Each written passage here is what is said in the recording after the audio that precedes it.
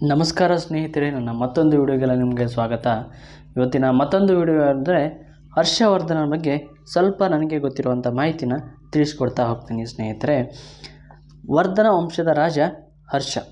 ಇವನ ತಂದೆ ಪ್ರಭಾಕರ ವರ್ಧನ ಆಗಿರ್ತಾನೆ. ಪ್ರಭಾಕರ ವರ್ಧನ ತನ್ನ ಬಾಹುಬಲ ಪರಾಕ್ರಮಗಳಿಂದ ಶತ್ರು ರಾಜನ ಗೆದ್ದು ಅವರ ರಾಜ್ಯಗಳನ್ನು ಸ್ಥಾನೇಶ್ವರದೊಂದಿಗೆ ವಿಲೀನಗೊಳಿಸ್ತಾನೆ. ರಾಜ್ಯ ವಿಸ್ತಾರ ಮಾಡಿರ್ತಾನೆ. ಸಿಂಧು ರಾಜ, ಹುಣೂರು, ಗುರ್ಜೂರು, ಗಾಂಧಾರ, ಲಾಟರು ಮತ್ತು ಮಾಳ್ವಾಪದ್ಧತಿಗಳನ್ನು ಸೋಲಿಸಿರ್ತಾನೆ. ಇವನ ರಾಣಿ ಯಶೋಮತಿ ದೇವಿ. ಪ್ರಭಾಕರ ವರ್ಧನಿಗೆ ರಾಜ್ಯವರ್ಧನ ಮತ್ತು ಹರ್ಷವರ್ಧನ ಇಬ್ಬರು ಗಂಡು ಮಕ್ಕಳು ಇರ್ತಾರೆ. ಹಾಗೆ ರಾಜಶ್ರೀ ಎಂಬ ಮಗಳು ಕೂಡ ಇರ್ತಾರೆ. ಹರ್ಷವರ್ಧನ ಕ್ರಿಸ್ತಶಕ 590ರಲ್ಲಿ ಜನಿಸ್ತಾನೆ. ಜಾತಕದ ಪ್ರಕಾರ ಹರ್ಷ ಪ್ರಸಿದ್ಧ ಚಕ್ರವರ್ತಿ ಆಗ್ತಾನೆ ಎಂದು ಜ್ಯೋತಿಷಿಗಳು ಕೂಡ ಹೇಳಿರ್ತಾರೆ. ರಾಜಶ್ರೀ ಮದುವೆ ವಯಸ್ಸಿಗೆ ಬಂದಾಗ ಅವಳನ್ನು ಪ್ರಭಾಕರ ವರ್ಧನ ಕನ್ಯಾಕುಬ್ಜನನ್ನು ಆಳುತ್ತಿದ್ದ ಮೌಖರಿ ವಂಶದ ಅವಂತಿವರ್ಮನ ಹಿರಿಯ ಮಗ ಗೃಹವರ್ಮನಿಗೆ ಕೊಟ್ಟು ಮದುವೆ ಮಾಡ್ತಾನೆ. ಕಾಲಕ್ರಮದಲ್ಲಿ ಪ್ರಭಾಕರನ ವರ್ಧನ ತೀರ್ಕೊಳ್ತಾನೆ. ಅವನ ಹೆಂಡತಿ ಯಶೋಮತಿ ದೇವಿ ಅಗ್ನಿ ಪ್ರವೇಶ ಮಾಡಿ ಪುಣ್ಯ ಸತಿಯಾಗ್ತಾಳೆ. ರಾಜ್ಯವರ್ಧನ ತನಗೆ ರಾಜ್ಯದ ಅಧಿಕಾರ ಬೇಡ ಎಂದು ಸನ್ಯಾಸಿಯಾಗುವ ಬಯಕೆಯನ್ನು ಮುಂದಿಟ್ಟಿರ್ತಾನೆ. ಆದರೆ ಹರ್ಷ ಅದಕ್ಕೆ ಒಪ್ಕೊಳ್ಳಿರಲಿಲ್ಲ. ಅಣ್ಣ ಸನ್ಯಾಸಿಯಾದರೆ ನಾನು ಅವನನ್ನು ಹಿಂಬಾಲಿಸುವನೆಂದು ಹೇಳಿಬಿಡ್ತಾನೆ. ಅದೇ ವೇಳೆ ಮಾಳವ ರಾಜನ ಗೃಹವರ್ಮನನ್ನು ಕೊಂದು ರಾಜಶ್ರೀಯನ್ನು ಸೆರೆಯಲ್ಲಿಟ್ಟು ವರ್ತಮಾನ ಬಂದು ತಂಗಿಯ ಬಾಳನ್ನು ನುಚ್ಚು ನೂರು ಮಾಡುವುದು, ಮಾಳವ ವಂಶವನ್ನು ನಿರ್ನಾಮ ಮಾಡಿಬಿಡುವುದಾಗಿ ಪ್ರತಿಜ್ಞೆ ಮಾಡಿ ಸ್ಥಾನೇಶ್ವರನ್ನು ನೋಡಿಕೊಳ್ಳುವುದು ತಮ್ಮನಿಗೆ ಹೇಳಿ ಸೈನ್ಯದ ಸಮೇತ ಮಾಳವರಾಜನ ಮೇಲೆ ಯುದ್ಧಕ್ಕೆ ಹೋಗ್ತಾನೆ. ಯುದ್ಧದಲ್ಲಿ ವಿಜಯಾದರೂ ಕೂಡ ಗೌಡ ರಾಜ್ಯಾಧಿಪತಿನಾದ ಶಶಾಂಕನೆಂಬುವನ ಪಿತೂರಿಯಿಂದಾಗಿ ರಾಜ್ಯವರ್ಧನನ ಕೊಲೆಯಾಗಿ ಹೋಗ್ತಾನೆ. ಇತ್ತ ಹರ್ಷವರ್ಧನ ತಾಯಿ, ತಂದೆ, ತಂಗಿ, ಗಂಡ, ಅಣ್ಣ ಎಲ್ಲರನ್ನೂ ಕಳೆದುಕೊಂಡವನಾಗಿ ದುಃಖಿತನಾಗ್ತಾನೆ. ಶಶಾಂಕನನ್ನು ಮುಗಿಸಲು ನಿರ್ಧರಿಸುತ್ತಾನೆ. ಪ್ರಜೆಗಳ ಹಿತಕ್ಕಾಗಿ ಅನ್ಯಾಯಕವಾಗಿದ್ದ ಕನ್ಯಾಕುಬ್ಜನನ್ನು ಆಳತೊಡಗ್ತಾನೆ. ಆದರೆ ರಾಜಶ್ರೀ ಕಾಣೆಯಾಗಿರ್ತಾಳೆ. ಹರ್ಷ ತಂಗಿಯನ್ನು ಹುಡುಕಿಕೊಂಡು ಕಾಡು ಮೇಳುಗಳ ಅಲಿತಾನೆ. ಒಬ್ಬ ಬೌದ್ಧ ಭಿಕ್ಷುವಿನಿಂದ ರಾಜಶ್ರೀ ಇರುವ ಸ್ಥಳ ತಿಳಿಯುತ್ತೆ. ಆದರೆ ಅವಳು ಅಗ್ನಿ ಪ್ರವೇಶ ಮಾಡಲು ಸಿದ್ಧಳಾಗಿರ್ತಾಳೆ. ಹರ್ಷ ಅಲ್ಲಿಗೆ ಬರದೇ ಹೋಗದಿದ್ದರೆ ಅವಳು ಅಗ್ನಿ ಪ್ರವೇಶ ಮಾಡಿಬಿಟ್ಟಿರ್ತಿದ್ಲು. ತಂಗಿಯನ್ನು ಉಳಿಸಿಕೊಂಡ ಹರ್ಷ ಆನಂದ ತುದಿಲಾಗ್ತಾನೆ. ಹರ್ಷನು ರಾಜ್ಯಾಡಳಿತ ಮಾಡುತ್ತಾ 6 ವರ್ಷಗಳ ಸತತ ಹೋರಾಟದ ನಂತರ ಸೌರಾಷ್ಟ್ರ, ಕನ್ಯಾಕುಬ್ಜ, ಗೌಡ, ಮಿಥಿಲಾ ಮತ್ತು ಕಳಿಂಗಗಳನ್ನು ತನ್ನ ಅಧೀನ ಮಾಡಿಕೊಂಡಿರ್ತಾನೆ.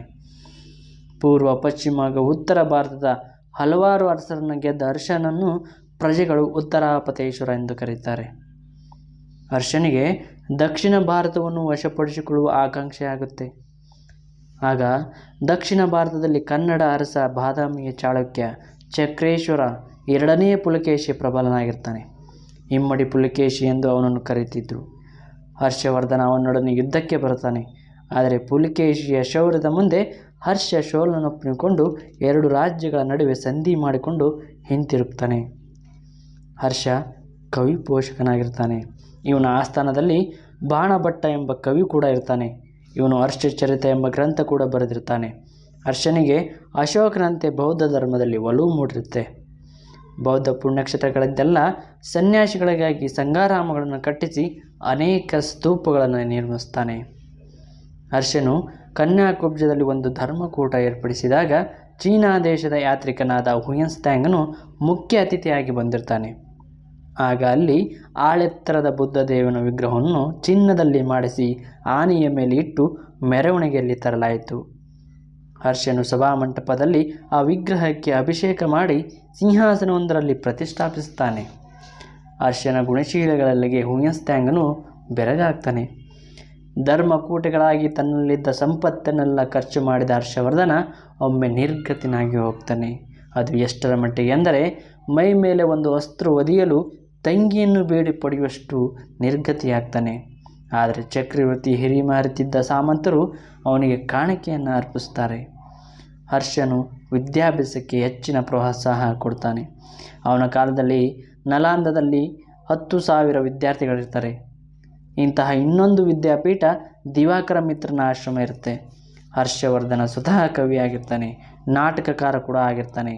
ನಾಗ ಆನಂದ, ರತ್ನಾವಳಿ ಮತ್ತು ಪ್ರಿಯದರ್ಶಿಕ ಹರ್ಷನ ಬರೆದಿದ್ದು ಎಂದು ತಿಳಿಬರುತ್ತೆ. ಸಾಹಿತ್ಯದಲ್ಲಿ ಹರ್ಷನಿಗೆ ಮಿತಿಯಿಲ್ಲದ ಪ್ರೀತಿ ಇದ್ದಿತ್ತು. ಬೌದ್ಧರಲ್ಲಿ ಕಾಣುವ ಮಹಾಯಾನ ತತ್ವಗಳಲ್ಲಿ ಹರ್ಷ ವಿಶೇಷ ಆಸಕ್ತಿ ತೋರಿದ್ದರೂ ಅನ್ಯ ಧರ್ಮ ಸಹಿಷ್ಣುವಾಗಿದ್ದ. ರಾಜ್ಯದಲ್ಲಿ ಶಾಂತಿ ನೆಲೆಸಿತ್ತು. ತಂದೆಗೆ ವಿದ್ಯೆಗೆ ಅಪಾರ ಗೌರವವಿದ್ದಿತ್ತು.